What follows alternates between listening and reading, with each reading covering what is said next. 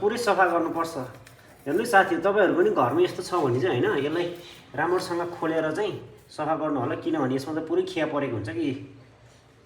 अघि पानी पनि सानो आएको थियो, अहिले चाहिँ पानी पुरै ठुलो आउँछ कि। यस्तो ठुलो यस्तो खिया देख्नुभयो, यस्तो खिया आउँछ है। अहिले चाहिँ खोलेर पुरै सफा गर्नुपर्छ। यस्तो ट्याक्क यस्तै वासरहरू नि पुरै कालो यस्तो खिया, पुरै खिया परेको छ यस्तो है, पुरै खिया परेको छ। यो सबै फोहोर छ, यो सबै फोहोर छ होइन। यस्तो तपाईँहरू पनि घरमा छ भने चाहिँ यसलाई होइन खोलेर धाराको होइन, प्रायः घरमा सबैको यो अहिले छ होइन यस्तै धारा हुन्छ। किनभने किचनको धारा होस् बाथरुमको होस्, किचनको चाहिँ मोस्ट इम्पोर्टेन्ट, किनभने यो हामीले खान्छौँ नि त यो पानीहरू, अब खानाहरू युज गर्छौँ होइन। किन भन्दाखेरि यो सबै खिया हुन्छ कि यसमा, सब खिया छ है। यसको खिया पुरै यहाँ खिया परेको छ यस्तो है, भित्र खिया छ। यसको वासरमा भयो, यसको यो जाली हुन्छ जाली होइन, यो जालीमा पुरै खिया परेको छ यस्तो है, पुरै खिया ओके। सबै सफा भइसक्यो, अहिले पुरै टल्क्यो होइन, यसको खिया सिया सबै गयो।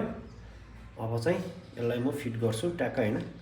तपाईँहरूले पहिला जसरी खोलेको थिएँ त्यसरी टक्क राख्नु हो। पुरै सफा भइसक्यो, अब मैले फिट पनि गरिसकेँ होइन टक्क।